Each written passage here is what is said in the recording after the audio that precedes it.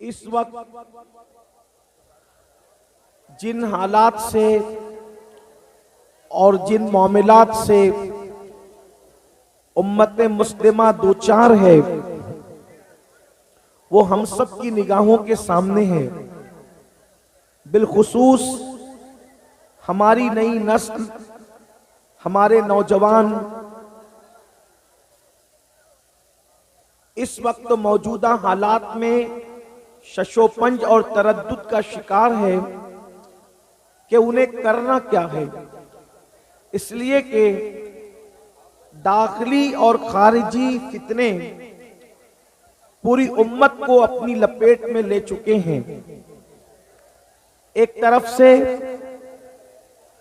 यलगार है गुनाहों की और दूसरी तरफ से यलगार है बद मजहबियत की, बदअकीदगी की और इस्लाम दुश्मन ताकतों की।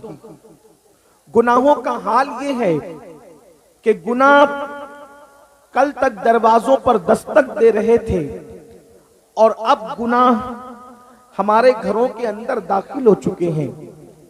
हमारे शबिस्तानों के अंदर गुनाह दाखिल हो चुके हैं। हर शरीफ बाप अपने बच्चों के मुस्तकबिल के हवाले से फिक्रमंद है कि मेरे बच्चों का क्या होगा, मेरी बच्चियों का क्या होगा। आने वाले कल में मेरे बच्चे ईमान वाले रहेंगे या ईमान से दूर हो जाएंगे। आने वाले दौर में मेरे बच्चे नेक रहेंगे या नेकी से दूर हो जाएंगे। और आप देख भी रहे हैं ऐसे बच्चे जिन बच्चों के बारे में माँ बाप कभी बड़े फख्र के साथ साथियों की महफिल में कहा करते थे कि मेरा बच्चा तो बड़ा नेक है, मेरा बच्चा तो बड़ा परहेजगार है, मेरा बच्चा तो बड़ा मुत्तकी है, मेरा बच्चा तो बड़ा बाअखलाक है, मेरा बच्चा तो बड़ा बाकिरदार है। माँ कहती थी कि मेरी बेटी तो बड़ी पर्दे की पाबंद है। लेकिन जब ये सारी चीजें तारीफ के हवाले से देखी गई तो तारीफ के पीछे फिर ये नजर आया कि जिस बच्ची की तारीफ और जिस बच्ची के किरदार के हवाले से घर के लोग बहुत नाज करते थे, वो किसी के साथ जाती हुई नजर आई, वो किसी का हाथ पकड़ करके भागती हुई नजर आई। इन हालात के अंदर ऐसे नौजवान जिनकी बड़ी तारीफ होती थी, गलत सोहबत की वजह से कोई नौजवान जो है अल्लाह अकबर नशे के दलदल में नजर आया, कोई शराब के दलदल में नजर आया, कोई ज़िना के अड्डे पे नजर आया। कर्ज के इंसान जो है गुनाह की तरफ तेजी के साथ जो है गोया के उसके दलदल की तरफ बढ़ता ही जा रहा है। हर आने वाला दिन इंसान को गुनाहों के दलदल में डुबो रहा है। हर आने वाला दिन नौजवान नस्लों को गुनाहों के हवाले से तबाह और बर्बाद कर रहा है। मेरे आका सल्लल्लाहु अलैहि वसल्लम के दीवानों, आप जानते हैं जब भी आंधी आती है, जब भी तूफान आता है, जब भी हवाएं तेज चलती है तो होता क्या है, किसी न किसी हल्की चीज को किसी भारी चीज का सहारा लेना पड़ता है। और जो हल्की चीज किसी भारी चीज के सहारे अपने आप को संभाल लेती है तो तूफान फिर उसका कुछ बिगाड़ नहीं सकता, आंधी उसको तबाह व बर्बाद नहीं कर सकती। मिसाल के तौर पर एक पत्ते ही को ले लीजिए, एक पत्ता है और वो पत्ता सूख चुका है, वो पत्ता दरख्त से टूट चुका है। लेकिन जब हवा तेजी के साथ चलती है, आंधी तेजी के साथ चलती है तो कागज हो या पत्ता हो या कोई हल्की चीज हो, इधर से उधर उड़ा कर ले जाती है, उधर से इधर उड़ा कर ले जाती है। अल्लाह अकबर, कर्ज के अल्लाह अकबर, पत्ते ही का हाल देख लें कि पत्ते का कोई ठिकाना नहीं होता। लेकिन अगर वो पत्ता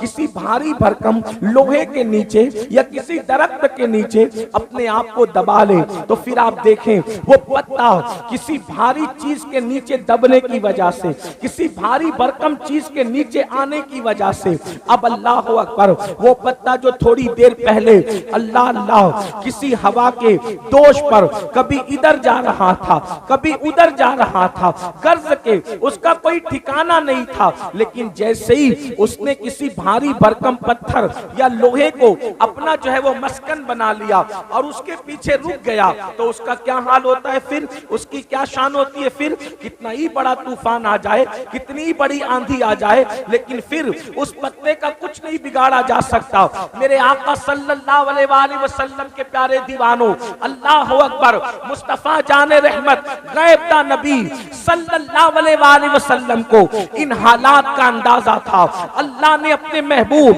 सल्लल्लाहु अलैहि वसल्लम को अल्लाह अकबर गैब पर मुत्तला फरमाया था।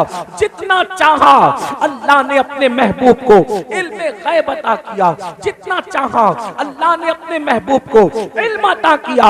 जितना दिया देने वाला खुदा जानता है, और जितना लिया लेने वाले मुस्तफा जाने रहमत जानते हैं। अल्लाह अकबर, अगर आपने ये बात समझ ली कि पत्ते को हवा जब इधर उधर लेकर जाती है तो पत्ते को तलाश होती है किसी न किसी भारी चीज की, बिला तमसील गुनाहों का तूफान, फितनों का सैलाब, जराइम का तूफान जब इंसान को इसके दर से उसके दर, उसके दर से उसके दर और दर बदर लेकर के भटक रहा है, ऐसे हालात में भी कोई ना कोई भारी चीज की जरूरत होगी, कोई ना कोई मजबूत चीज की जरूरत होगी।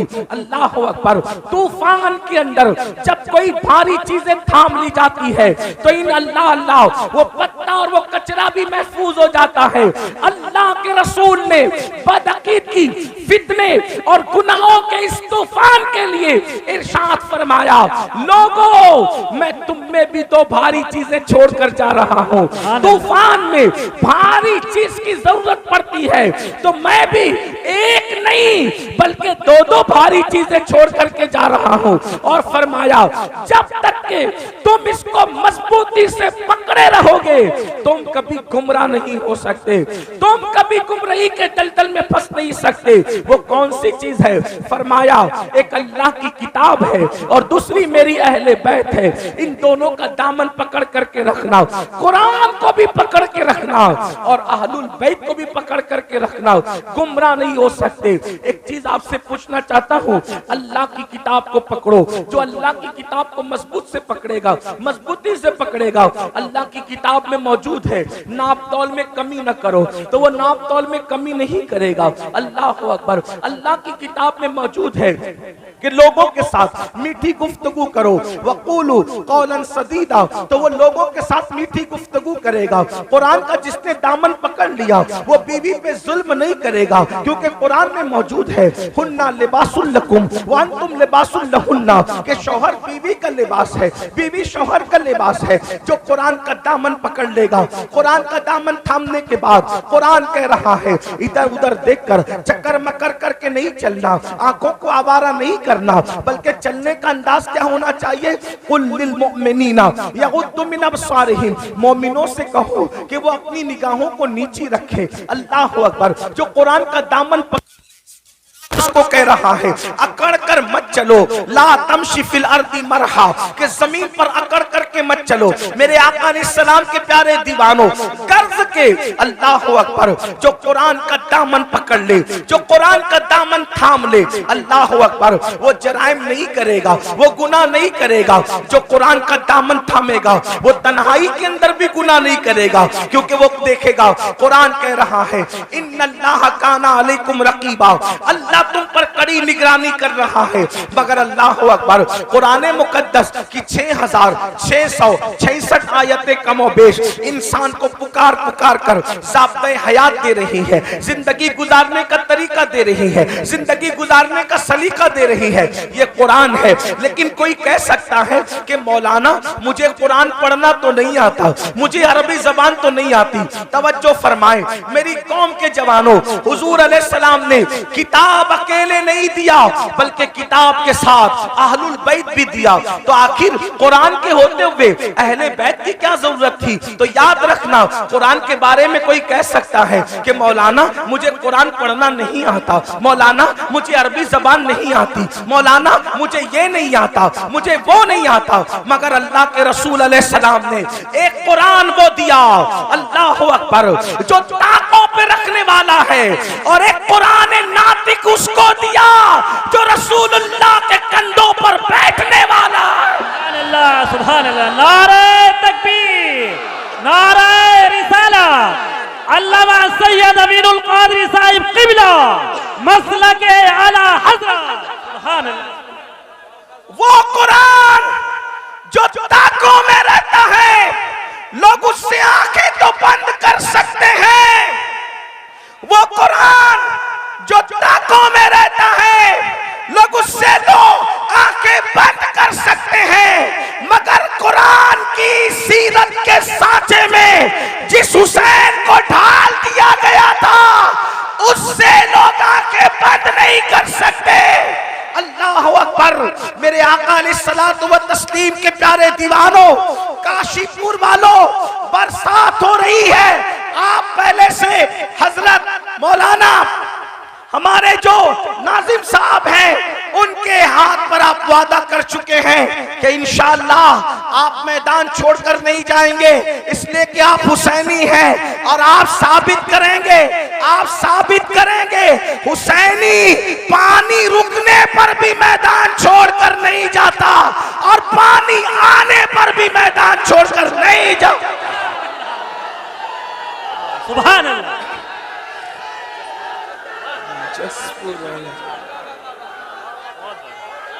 जिंदाबाद जिंदाबाद जिंदाबाद। सुभान अल्लाह। जसपुर वालों, ये कोई सियासी महफिल नहीं है और ना हम कोई सियासी लोग हैं। हम लोग तो लोग तख्त ताज के उसूल के लिए महफिलें सजाते हैं और मखदूम सिमना के गुलाम तख्त ताज को ठुकराने का हौसला रखते हैं। सुभान अल्लाह। नारे तकबीर, नारे रिसालत अल्लामा सैयद अमीनुल कादरी साहब मखदूम सिमना। यहाँ पर उलमाए किराम और सादात किराम मुफ्तियान निज़ाम भी मौजूद हैं। सैयद साहब, सैयद यासीन बापू हमारे बड़े भाई भी इस महफिल में तशरीफ लाए। और एक बात याद रखना, बाराने रहमत का नुज़ूल से दिल छोटा मत करना। बुजुर्गों ने फरमाया, जब किसी नेक काम पर बारिश हो जाए, समझ दो कि वो काम अल्लाह ने तुम्हारा कबूल कर लिया है। जसपुर वालों, महफिलें मुनक्किद हुई है, होती रहेगी, लेकिन आंखों से देख लो, कहा जाता है कि रहमत बरसती है। अब तक न दिखने वाली रहमत देखा था, अब दिखने वाली रहमतों का नुज़ूल देख लो। ये इमाम आली मकाम का सदका है। तो जल्दी जल्दी में अपनी बात पूरी करूं, इसलिए कि आपको ज्यादा इम्तिहान में नहीं रखा जाएगा, आपको ज्यादा आजमाइश में नहीं रखा जाएगा। हजरत मौलाना हाशिम काशीपुरी साहब से उनका खिताब सुना, हजरत अल्लामा जाहिद रजा नूरी साहब किबला और मुफ्ती साहब किबला सब लोग यहाँ पर मौजूद है। आप जरा तवज्जो फरमाएं, वो कुरान, तवज्जो करें, वो कुरान, तवज्जो करें, वो कुरान। लोग कहते हैं करबला इतने शब्दों मत से बयान करने की क्या जरूरत है, करबला इतनी तफसील से बयान करने की क्या जरूरत है, करबला की इतनी तशरीह करने की क्या जरूरत है। हो गई शहादत, हो गई शहादत, हो गई, बात खत्म हो गई। एक बात आपसे कहूं, किसी की शहादत पर तवज्जो करें। आप चुप रहे सब लोग, अरे कोई किसी को कुछ ना कहे। अब कोई किसी को कुछ नहीं कहेगा, जो जिस हाल में उसी को उसी रहने दो। आप भी बैठ जाए, बैठ जाए, सब बैठ जाए। बस जिसकी महफिल है उसने संभालना है, महफिल जिसके उसने संभालना है, कोई कुछ नहीं बोलेगा। एक बार सब बुलंद आवाज से दुरूद शरीफ पढ़ें। अल्लाहुम्मा सल्ली अला, अल्लाहुम्मा सल्ली अला सय्यदिना व मौलाना मुहम्मदिन मादिनिल जूदी वल करम व आलिहि व सहबी व बारिक व सल्लिम सलातु व सलामन अलैका या रसूल अल्लाह। दुरूद शरीफ पढ़ने तो जरा समझ में भी आए, बुलंद आवाज से पढ़े दुरूद शरीफ। अल्लाहुम्मा सल्ली अला, आवाज नहीं आ रही दुरूद शरीफ पढ़ने की, बुलंद आवाज से आशिकों की तरह, हुसैनियों की तरह दुरूद शरीफ पढ़े। अल्लाहुम्मा सल्ली अला सय्यदिना व मौलाना मुहम्मदिन मादिनिल जूदी वल करम व आलिहि व सहाबी व बारिक व सल्लिम सलातो व सलाम अलैका या रसूल अल्लाह सल्लल्लाहु ताला अलैहि वसल्लम।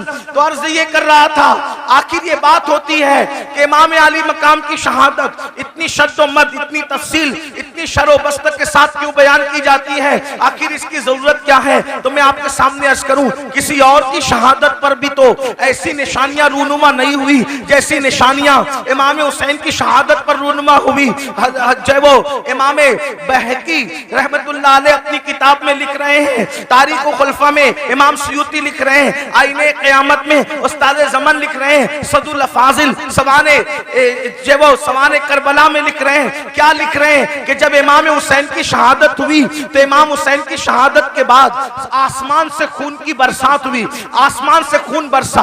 आप याद रखें, तारीख में सब बड़ी बड़ी शहादतें हैं, सारी शहादतें सर आंखों पर है, लेकिन हजरत अमीर हमजा की शहादत कितनी दर्दनाक शहादत है। अमीर हमजा की शहादत पर खून की बरसात नहीं हुई, हालांकि वो बहुत बड़ी शहादत थी। इतना जरूर कह दूं, उस शहादत पर रसूलुल्लाह के आंसुओं की बरसात तो हुई है, लेकिन आसमान से खून की बरसात नहीं हुई है। अल्लाह अकबर। मेरे आका अलैहिस्सलाम के प्यारे दीवानों, इसी तरह और शहादतें देख लें, 3 दिन या 7 दिन तक आसमान से खून की बरसात होती है। अगर आप कहना चाहें तो यूं कह सकते हैं कि इमाम हुसैन की शहादत वो शहादत है जिस पर आसमान भी खून के आंसू रोया है, जिस पर आसमान भी खून के आंसू रोया है, जिस पर आसमान खून के आंसू रोए उसे इमाम हुसैन की शहादत कहते हैं। इसी तरीके से आप देखें, अल्लाह अकबर, बैतुल मुकद्दस में जहां से पत्थर उठाया जाता ताजा खून नजर आता निकलता हुआ, ये किसी और की शहादत पर ये निशानी नजर नहीं आई। मशहूर यही है कि ये इमाम हुसैन की शहादत। और भी मजीद चीजें, जो वो सूरज को गहन लग गया, तारे आपस में टकराने लगे, दिन के वक्त रात का समा नजर आने लगा। इमाम बहकी ने इसको बहुत तफसील के साथ जो है वो लिखा है। इसी तरीके से इमाम सुयूती ने भी लिखा है। लेकिन अब आपसे पूछना चाहता हूं, आखिर इमाम हुसैन की शहादत पर इतना जलाल, इतने गुस्से का इजहार क्यों किया जा रहा है? एक और हदीस सुन ले जो सियाह सित्ता में मौजूद है। हजरत सैयदना अब्दुल्ला इब्ने अब्बास रदी अल्लाह ताला अन्हु इरशाद फरमाते हैं कि मैं सो रहा था, मैंने क्या देखा, अल्लाह के रसूल सल्लल्लाहु अलैहि वसल्लम की जुल्फें बिखरी बिखरी है, हुजूर की जुल्फें बिखरी बिखरी है, आंखों से आंसू जारी है, और हुजूर अलैहिस्सलातु व तस्लीम के दामन पर जो है वो अल्लाह अकबर गर्दो गुबार हुजूर के दामन को बोसे दे रहे हैं। ये तो नहीं कह सकता कि दामन मैला कुचेला हो गया। खुदा की इज्जत की कसम, जिसके दामन की इस्मत ने पूरी कायनात को पाकीज़गी अता फरमाई है, वो दामन मैला कुचेला कैसे हो सकता है? लेकिन सिर्फ सुनने वालों को पता चल जाए कि दामन की कैफियत क्या थी। अल्लाह अकबर। इब्ने अब्बास के फरमान का मफहूम है, मैंने देखा जुल्फे बिखरी है, जिसको मालूम है उसको मालूम है, जो नहीं जानता वो सुन ले। मुस्तफा जाने रहमत की जुल्फे कभी नहीं बिखरा करती थी। लोग सोते हैं तो सोते में आदमी के बाल बिखर जाते हैं, लेकिन ये मेरे नबी का मोजज़ा है, सोने में भी हुजूर की जुल्फे कभी नहीं बिखरा करती थी। बहुत तफसील से मैंने इसको कई मकाम पर बयान किया। आज वक्त बचाने के लिए तफसील नहीं पेश करता, सिर्फ इतना इजमाल पेश करता हूँ।